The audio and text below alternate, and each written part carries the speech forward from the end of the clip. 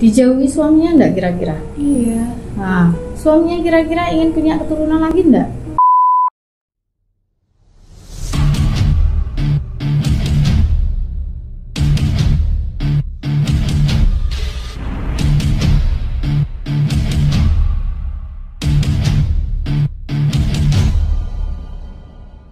Halo semuanya, selamat datang di Lekat, Lebih Dekat.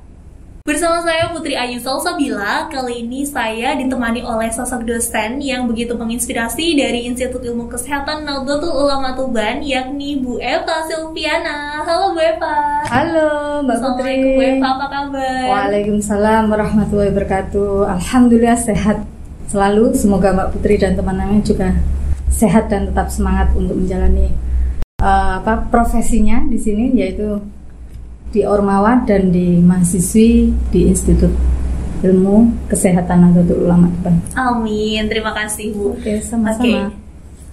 Teman-teman, kali ini kita akan membahas isu yang lumayan hangat menjadi perbincangan di era kini gitu ya. Namun sebelumnya, mari kita kembali ke pandemi virus corona.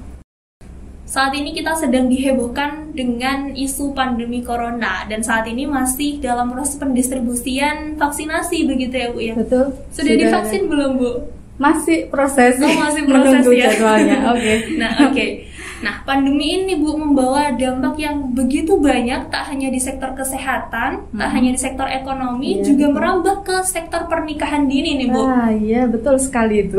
Nah, pernikahan dini ini juga jadi trending topik akhir-akhir ini. Nah, betul sekali. tanggapan Ibu terkait pernikahan dini ini seperti apa, Bu? Oke, terima kasih Mbak Putri, karena memang di sini semua adalah anak-anak saya dan masih remaja belia juga, dan perlu diketahui bahwa intinya kalau misalnya kita lihat sendiri di Tuban sendiri ya, atau kita ranah di Jawa Timur dulu lah. Di Jawa Timur itu untuk usia pernikahan dini memang sangat melejit sekali, yaitu di tahun 2019 itu masih dikategorikan 7.000 usia dini. Sedangkan pada tahun 2020, pandemi kapan mulainya? Februari 2020 ya? Iya. Nah, Di Indonesia. ternyata pada tahun 2020, luar biasa, 11.000, coba bayangkan. Wah. Itu naiknya banyak banget Bu. Banyak sekali, dari 7.000 menjadi 11.000 di Jawa Timur saja ya. Entah yang lain lebih banyak lagi pasti itu. Nah, sedangkan untuk kasus perceraian di Tuban sendiri, khususnya di Tuban, kan saya kalau ke kantor di S1 di Leda sendiri pasti akan lewat di pengadilan agama ya. Setiap hari itu tidak pernah kosong itu sepeda motor ya. Jadi sangat ramai sekali, dan ternyata kita lihat untuk pendataan di Tuban sendiri untuk kasus perceraian itu sangat tinggi sekali, dimana satu tahunnya sekitar 2.300-an. Nah, kalau kita bagi 12 bulan ya, itu sekitar 200 lah. Kan banyak sekali itu ya. Dan ternyata juga kita lihat ke dalam lagi, apa itu usia yang perceraian, usia perceraian yang mendasari itu adalah pernikahan mereka di bawah usia 20 tahun. Dan perceraiannya pada saat rata-rata kebanyakan pada saat usia 20 sampai 30 tahun itu. Jadi itu salah satu dampaknya begitu ya Bu ya. Betul sekali, untuk dampak pernikahan dini itu untuk segi perceraian. umumnya ya, untuk segi umumnya. Dan masih banyak sekali mungkin kalau masyarakat umum sendiri sudah paham betul apa itu pernikahan dini ya, pernikahan yang di bawah usia, di mana untuk pemerintah kan menyanangkan di undang-undang ya, sudah jelas sekali itu. Kalau tahun nomor 1 Undang-Undang Perkawinan itu tahun 1974 itu menyanangkan pada usia 16 kalau nggak salah ya, 16 tahun itu untuk perempuan, yang untuk laki-laki usia 19 tahun ya di situ.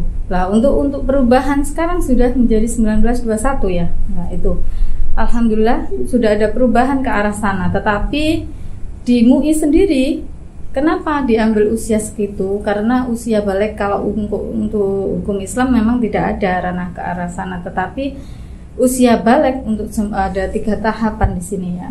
untuk pernikahan itu memang kalau misalnya balik itu 9 tahun ya kan. 9 tahun itu sudah menstruasi. Nah, sedangkan untuk yang kedua adalah 9 tahun atau lebih 9 tahun yang sudah menstruasi dan mimpi basah, ya kan? Iya, itu standar baliknya. Ya. Tetapi ada lagi yang ketiga ranah dari Majelis Islam ya. Di situ menyatakan bahwa yang ketiga adalah usia 15 tahun. Sudah men atau belum, atau sudah mimpi basah atau belum, itu pun dikatakan sudah diizinkan balik untuk dikatakan balik. Sehingga untuk mungkin pemerintah mengatakan di undang-undang itu adalah 16 untuk ambil kriterianya, rata-ratanya seperti itu kan. Nah, kalau kita lihat di situ, memang kalau misalnya kita lihat untuk usia 16 tahun itu kalau misalnya dinikahkan itu usia berapa? SMP ya? Lulus SMP ya. Nah itu kalau misalnya seperti itu, kalau sedangkan seorang istri maupun seorang suami itu harus memutuskan di dalam rumah tangga itu tidak hanya faktor ekonomi, tetapi permasalahan-permasalahan yang ada di kehidupannya nanti, betul, di rumah tangganya nanti, misalnya seperti itu. Jadi tidak ekonomi saja, tetapi keharmonisan, emosi yang harus tidak labil lagi dalam memutuskan permasalahan, harus tidak mengutamakan emosi, mengambil keputusan tanpa emosi, harus ada kebijakan lah. Apakah usia 16 itu sudah bisa seperti itu? Di psikologis ya, orang psikologis mengatakan usia yang bisa dikatakan sudah memang dia bisa berpikir tidak emosionalan atau istilahnya tidak sudah stabil itu adalah dikatakan 20 ke atas. Itu mungkin kalau ranah kesehatan, kembali ke kesehatan kita ya. Di sini kalau di kesehatan, karena kita ranahnya di kesehatan ya. Jadi kalau usia 20 tahun untuk aman untuk reproduksi adalah di atas 20 tahun untuk perempuan. Sedangkan untuk laki-laki adalah 25 tahun. Nah, seperti itu. Jadi itu yang mendasari BKKBN menetapkan 21-25 sebagai usia standar menikah begitu. Karena itu ranahnya untuk kesehatannya mereka. Seperti itu. Iya, karena sedih banget gitu ya Bu ya kalau banyak pihak yang mengglorifikasi pernikahan, mengatakan bahwa kalau udah usia segini nih wajib nikah, kalau nggak nikah nanti kamu jadi perawan tua loh, kayak gitu. Wow. Apalagi masyarakat pedesaan tuh Bu, banyak yang kemakan omongan-omongan tetangga seperti itu. Nah itu gimana tuh Bu? Nah ya, kalau saya rasa itu kan isu sekarang, trending sekarang ya kan. Karena kondisi pandemik dan kita harusnya taunya cuma online ya toh, daring lah, tidak tahu realnya bagaimana nantinya. Tidak memikirkan nanti bagaimana nanti anak saya ke depannya, seperti itu. Jadi kalau misalnya untuk promosi orang-orang wedding, IO semuanya pasti akan berpikiran ke online ya. Masuklah ke jurus IT ya. Jadi ranahnya ke HP, iklan dan lain sebagainya, promosi ya kan, seperti itu. Sehingga nanti kalau masyarakat berhasil untuk dipengaruhi, akhirnya apa yang terjadi? Nah, akan terjadi ledakan penduduk. Karena apa? Banyak yang nikah usia muda kemudian hamil, punya anak. Tidak hanya itu, kalau misalnya dia tidak nikah pun, yang sudah nikah yang zaman dahulu karena kondisi pandemi, kita kembali lagi ke pandemi ini ya, memang hasilnya akan terjadi ledakan penduduk seperti itu. Karena makanya itu BKKBN pun akan mencetuskan beberapa program, akhirnya digalakkanlah. Contohnya ada adik-adik di sini, adanya PIK ya kan, adanya PIK, kemudian apalagi program adanya edukasi kepada masyarakat. Sering mereka kejar-kejar tentang program KB ya kan, program tentang program KB yang gratis ya untuk IUD dan semuanya sudah digratisi di puskesmas untuk kondisi seperti ini. Apalagi untuk sekarang kalau untuk PIK ya, untuk ranahnya untuk pernikahan dini, saya rasa banyak sekali untuk remaja-remaja mahasiswa yang sudah ikut kemarin ya untuk membantu program BKKBN untuk mencetuskan untuk agar tidak terjadinya pernikahan dini atau ledakan pernikahan dini di Tuban khususnya. Jadi saya rasa kalau untuk generasi berencana pun itu harus dijelaskan secara detail. Apa itu generasi berencana? Kalau programnya BKKBN kan seperti itu ya, di mana mereka dijelaskan bahwa ayo kita harus merencanakan masa depan kita. Nah itu banget. Tanpa merencanakan kita tidak bisa tahu apa hasilnya nanti endingnya. Tapi kalau yang sudah direncanakan sudah bisa melenceng ya kan, apalagi yang tidak terencana. Akhirnya amburadul itu, akhirnya seperti itu. Ya kan? Nah, itu penting banget ya Bu untuk merencanakan masa depan kita begitu. Betul sekali. Raihlah cita-citamu. Jangan lihat awalnya manis di depan, pahit di belakang. Nikmat di depan, sengsara di endingnya. Parah. Kalau menikah enak seperti itu. Pasti menjadi raja dan ratu dalam satu hari gitu. Betul. Merasa apa satu hari lah spesial. Tapi nanti ke depannya belum tahu kalau belum siap ekonomi apalagi di usia seperti itu belum siap, kemudian mentalnya belum siap, nanti terjadi perceraian lagi. Betul. Nah kayak gitu ya Bu ya. Yang ditakutkan mungkin yang ditakutkan mungkin salah satu KDRT ya, kekerasan dalam rumah tangga ya itu. Jadi kalau misalnya memang salah satu dari pihak mempelai ataupun salah satu dari suami istri ada permasalahan yang memang mereka masih belum labil itu istilahnya, akhirnya akan mengakibatkan emosi yang tidak bisa terhindarkan, yang tidak bisa direndam ya, tidak bisa istilahnya mereka akan ini ambil kebijakan, pasti akan membalas emosi dengan emosi. Akhirnya ada kekerasan. Banyak sekali kalau Anda mungkin adik-adik lihat di sekarang lagi tren adanya pembunuhan dan lain sebagainya, melirik sana ndak boleh ya kan. Padahal ndak niatnya melirik lah, istilahnya kejelesan atau kecemburuan ya kan, itu juga akan dampak salah satu nanti akhirnya kenapa kan itu bisa dibicarakan sebetulnya kan seperti itu dan lain sebagainya lah. Kalau misalnya uang ekonomi ndak kerja dia cowoknya ataupun suaminya, pulang tidur makan, kalau seorang istri bagaimana akan lihat ya kan, dia akan emosi lihat suaminya seperti itu. Makanya kalau misalnya itu yang program BKKBN itu sangat bagus sekali. Generasi yang berencana kerja sudah akan, kalau sudah sip itu dalam arti dia sudah kerja, sudah mapan ya kan. Di agama pun sudah dijelaskan ya, sangat jelas sekali. Ada 4 dan itu pun di adat budaya kita pun juga sudah dijelaskan juga di Jawa ya kan. Jadi 4 itu apa Bu? Ada yang tahu 4? Apa itu teman-teman? 4 itu apa ya 4 itu? Nah, salah satunya apa? Kalau untuk seorang laki-laki harus lihat apanya? Hartanya. Kalau itu sudah jelas ya, zaman dulu untuk zamannya Kanjeng Nabi itu pasti hartanya. Ya. Kedua keturunan ya kan? Ketiga kecantikannya. Keempat apa? Agamanya. Tapi dijelaskan lagi, lebih jelas lagi di Bukhari Muslim itu adalah agamanya. Agamanya ditekankan. Tanpa agama semuanya musrah, kayak hilanglah, tak terbekas, itu istilahnya seperti itu. Ya kan? Padahal di situ sudah ada attitude, dia tahu etika, semuanya ada di agama kita yang kita anut ya. Seperti itu. Mungkin untuk ada salah satu suku ya, memang saya pernah baca itu diizinkan untuk menikah yang khususnya untuk yang perempuan usia 5 tahun. 5 tahun? Iya ada itu. Yang laki-laki batasnya adalah 10 tahun.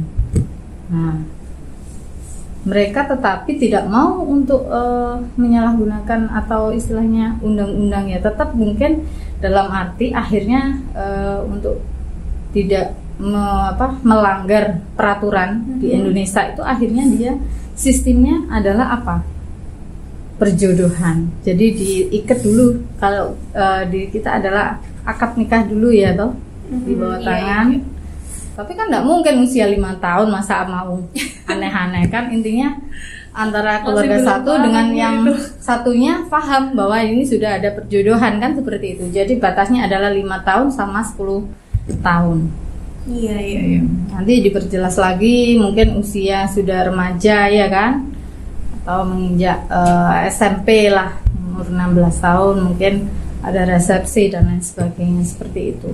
Dan itu di Tuban sangat marak sekali, mungkin ada, apalagi di musim pandemik saat ini pasti akan banyak orang tua yang berpikiran apa ya, menikahkan anaknya lebih dini. Nah, iya kan? Karena menganggap bahwa untuk menghidupi kebutuhan pribadi itu Betul. sudah sulit Sudah begitu. sulit, Nanti ya. ketika dinikahkan berarti tanggung jawabnya sudah ke suami Nah, begitu. betul. Ya. Harapannya orang tua seperti itu, tetapi kan orang tua harus melihat apakah si calon mantu saya, si calon suami anak saya itu sudah mandiri apa belum?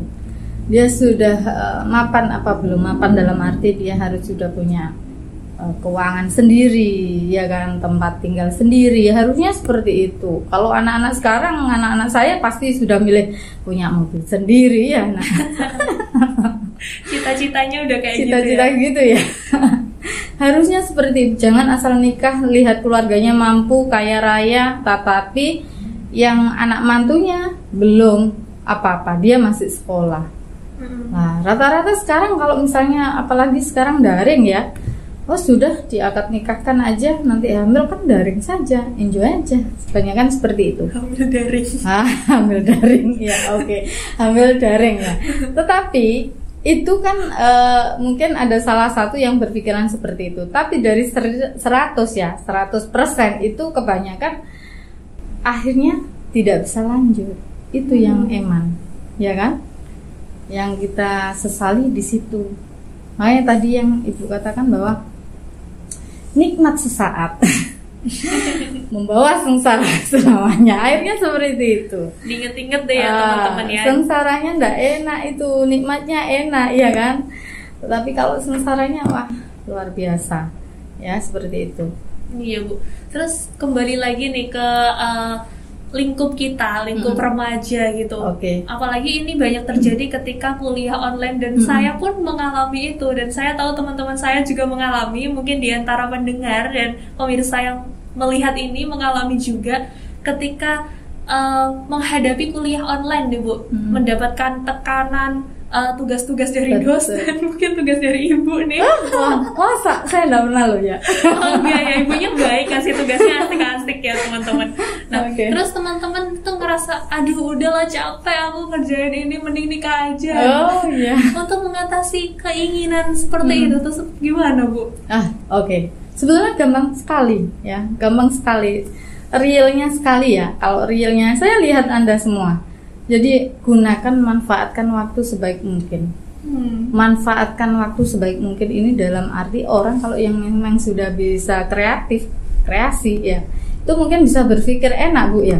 Kalau sudah yang tadi sudah penat dengan tugas-tugas, wah bahaya nih ya kan seperti itu. Iya. Kalau sudah memang dia sudah mentok, dalam arti mentok itu harus dia down dulu, ya kan, dalam arti ini dia harus refresh dulu. Kalau komputer ya, laptopnya di refresh dulu lah.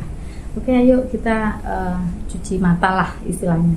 Cuci mata itu enggak perlu harus shopping kah atau harus rekreasi karena kondisi pandemik saat ini.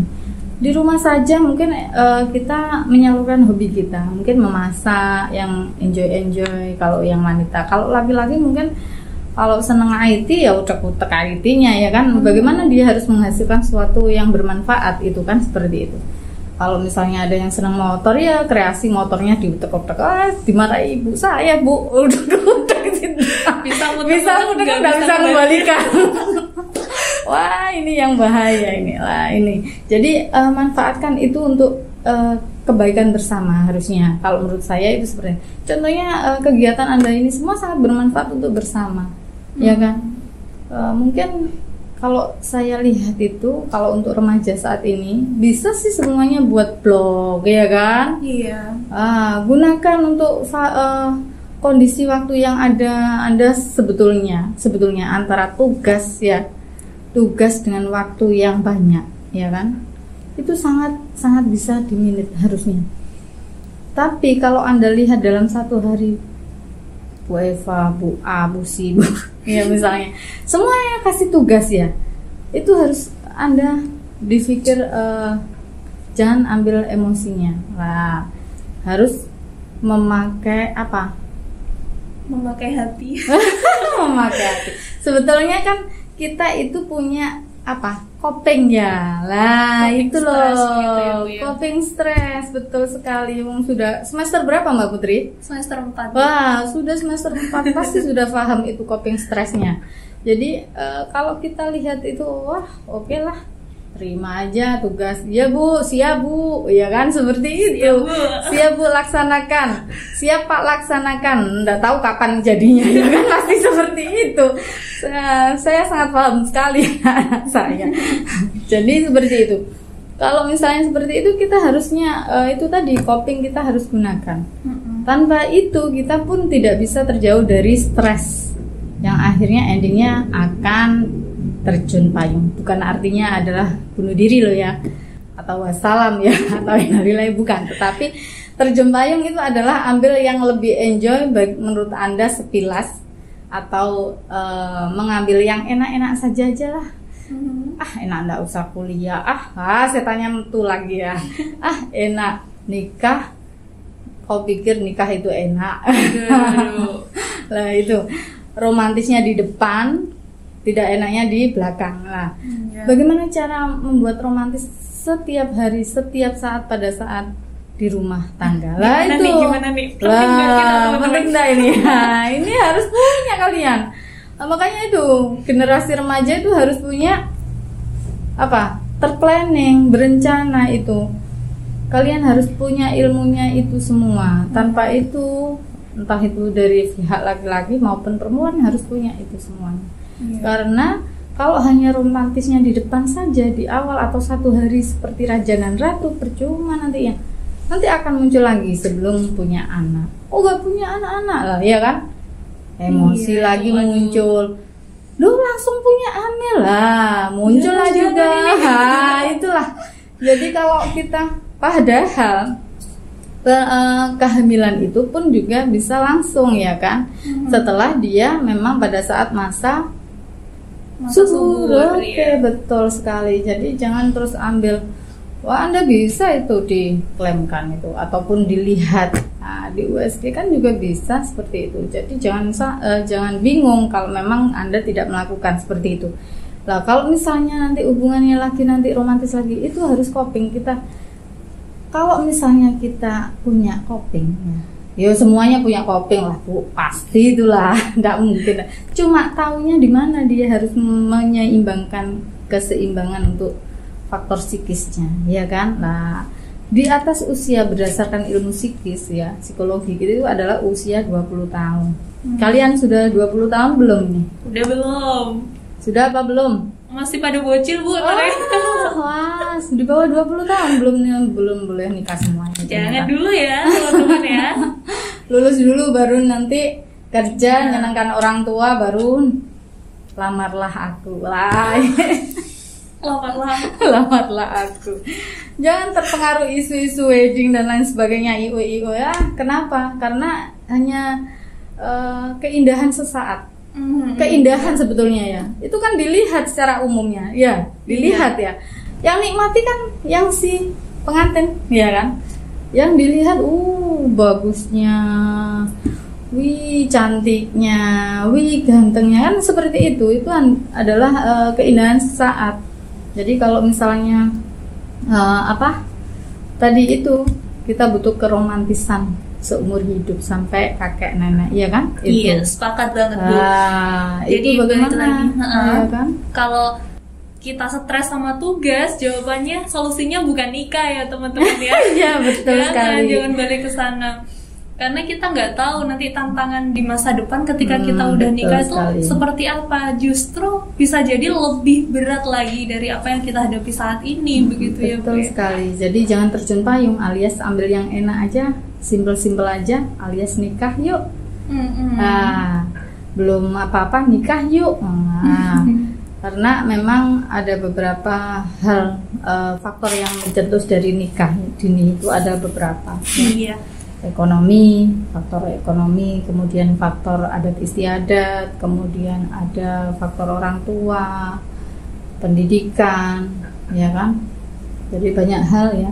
Kalau adat istiadat mungkin memang di budaya di daerah saya seperti ini Bu Eva, harus dinikahkan dulu baru nanti boleh lanjut, mau lanjut kuliah, mau lanjut apa monggo, tapi di usia sekarang ini harus nikah, ada seperti itu ya. Mungkin ada di luar Tuban ini ya, ada suku M lah ya, itu juga seperti itu. Jadi mereka harus nikah di usia di bawah 20 tahun. Kalau di usia 16 tahun dia sudah harus dinikahkan. Entah dia mau lanjut kuliah atau sekolah ya menengah, tergantung dari sang suami. Itu kalau ranahnya untuk perempuan ya. Iya. Nah, kalau untuk laki-laki jarang sih untuk dipaksa untuk pernikahan ya. Kalau tidak ingin sendiri lah itu.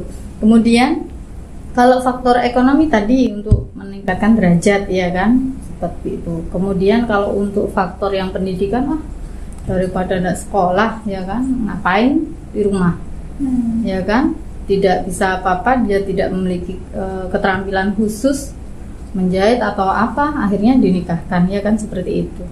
Jadi banyak sekali. Nah kalau untuk dampaknya di pihak dari kita belum ranahnya untuk kesehatan ya, iya. Mbak Putri. Boleh. Ini Okay. gimana sih Bu dampaknya di kesehatan gitu, kalau utamanya kepada perempuan nih Bu, kalau menikah dini dampaknya untuk tubuhnya ini seperti apa? Betul sekali. Kalau Bu Eva sih habis melahirkan bengkak ya. Aduh. Itu. Jadi sebetulnya gini ya, yang tadi sempat dan sudah pernah saya ceritakan atau di kuliah saya.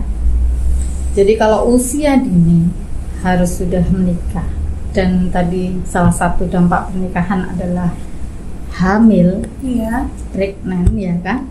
Apa yang akan terjadi di usia muda adalah preeklamsi. Apa itu preeklamsi? Adalah hipertensi secara umum ya istilahnya. Kemudian apa yang akan terjadi pada saat ibu tersebut istilahnya keracunan dalam kehamilan ya. Apa yang akan terjadi yaitu kejang, eklamsi arahnya ya kan.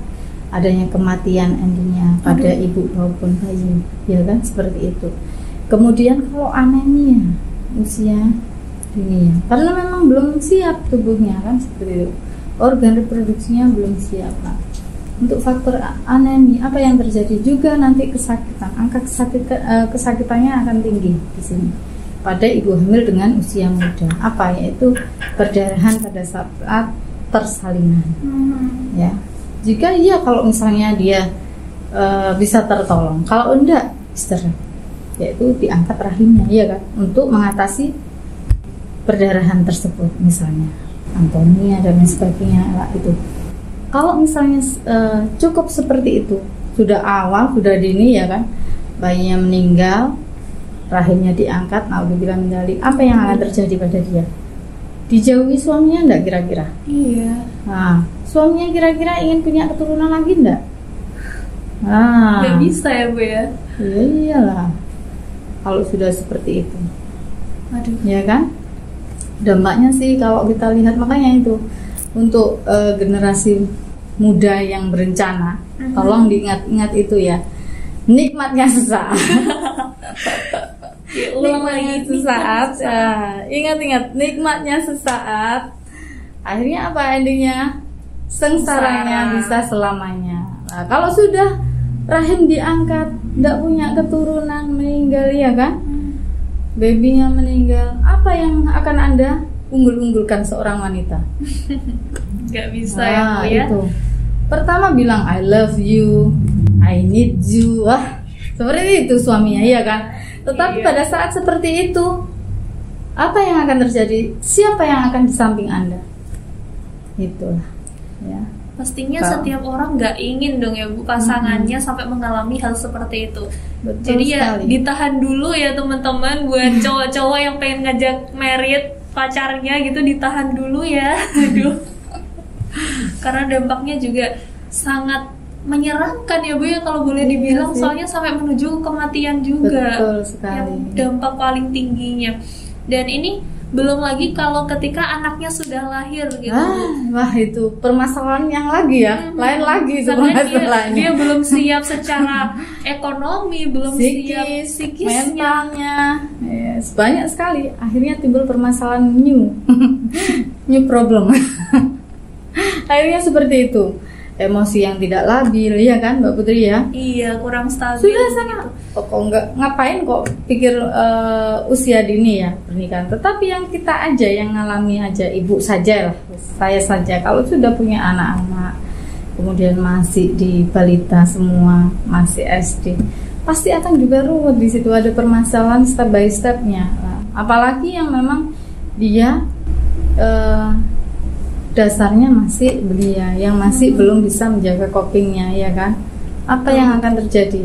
Banyak pembunuhan, bayinya dibunuh, ya kan? Iya. Coba lihat di berita-berita tragis sekali itu, ya kan? Ada yang dibuang katanya nggak siap mental. Masih enak dibuang, ya. Yang keji sekali adalah naudzubillah min dzalik, itu adalah dibunuh. Nah, itu apa yang terjadi, kriminal, ya kan? Akhirnya dia pendosa yang nantinya tidak bisa hilang dari angan-angannya, sudah nanti di penjara, batinnya tidak bisa terbebas, kan seperti itu yang akan terjadi ya. Jatuhnya cinta berujung kriminalitas, itu jadi judul film Bu. Iya, akhirnya seperti itu. Nah, apakah seorang laki-laki yang memang dia belum siap, ya, apakah dia akan istilahnya melihat secara lahir batin atau tidak, itu tergantung dari kematangan seorang laki-laki juga. Ini tadi kan bahas perempuan saja, ya kan? Laki-laki juga sangat berperan sekali, karena tanpa dia adalah sosok imam nantinya di rumah tangga, ya kan? Nah, dia harus punya istilahnya psikis yang sudah kuat, mental yang sudah kuat, coping yang sudah bagus, ya toh. Tidak hanya ekonomi. Kalau dia saya sudah mulai SMA sudah mulai wirausaha Bu Eva, misalnya seperti itu.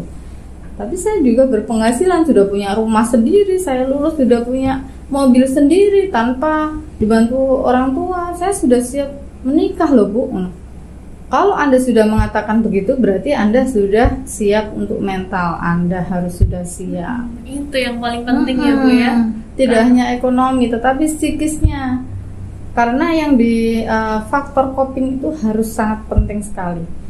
Faktor coping stres untuk penanganan stres pada saat kita sudah enjoy, habis enjoy, pasti salah satu contohnya ya, setelah pernikahan, ya kan? Pasti rumah itu ruwet ya, harus banyak tamu dan lain sebagainya, ya kan? Iya, bisa dibayangkan semua ya itu. Iya. Habis itu ada sih anak yang enjoy saja, cuek, orang tua yang akan ngurusi. Ada yang tidak ya, semrawut sekali ya, saya mau bantu orang tua lah untuk memberesin ya. Terus kemudian belum lagi kalau misalnya sudah kemudian harus ngitung uang untuk mengembalikan modal yang awal. Inilah itu, ya kan? Pasti sudah kebayang ya, seperti itu. Jadi kalau misalnya mungkin ada beberapa macam ya, dan itu mungkin sudah ramai di belakang layar, dalam arti di dunia maya juga ada yang habis sekian miliar, ya kan? Tapi kembalinya hanya berapa juta. Nah, itu macam-macam.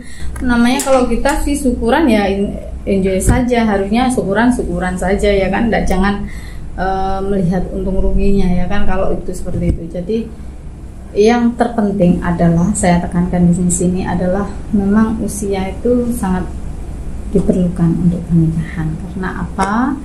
Kita butuh untuk kematangan. Nah, kematangan emosional, segi mentalnya, psikisnya, sosialnya. Nah, itu juga tuh. Itu juga, ya kan? Tanpa itu semua, jangan Anda bilang saya siap menikah. Nah, itu ya. Karena standarnya itu bukan cuman terkait stabil ekonomi saja ya Bu ya, Betul. tapi ada mental dan lain sebagainya. Dan itu akan matang ketika usianya juga sudah matang, begitu Betul ya Bu sekali Mbak intinya. Putri, 100 kalau untuk ujian. Oke Bu. Iya. Cuman balik lagi kayak gini sih Bu. Oke, mungkin teman-teman yang ada di sini yang notabene banyak pendengar yang remaja begitu sudah memahami dan sudah tahu dampak-dampaknya seperti ini. Namun ketika mereka dihadapkan pada kenyataan di masyarakat, ketika mereka dibenturkan pada orang tuanya, itu bagaimana Bu tipsnya untuk mereka dan untuk saya juga nih, misal ketika orang tua saya menginginkan saya untuk menikah, besok Put menikah kayak gitu. Cara untuk merespon agar apa ya? Agar kita tuh punya pembelaan begitu. Seperti apa Bu? Cita-cita saya masih panjang Bu. Cita-cita saya masih panjang Bu. Betul. Iya kan, harusnya seperti itu. Semangat untuk remaja. Harus punya cita-cita dan angan-angan. Saya aja pengen ke Jepang dari dulu kan gitu. Kan harusnya seperti itu misalnya lo ya. Jadi jangan patah arang, patah semangat seperti itu. Kalau sudah dikatakan dijaz sama orang tua seperti itu, harus tarik nafas dulu.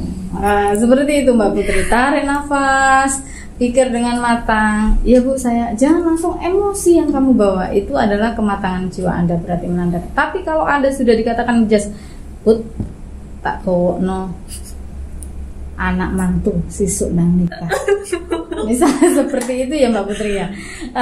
Itu jangan langsung meledak-ledak emosinya, janganlah. Itu berarti menandakan Anda sudah matang. Sebentar Bu, saya pikirkan dulu.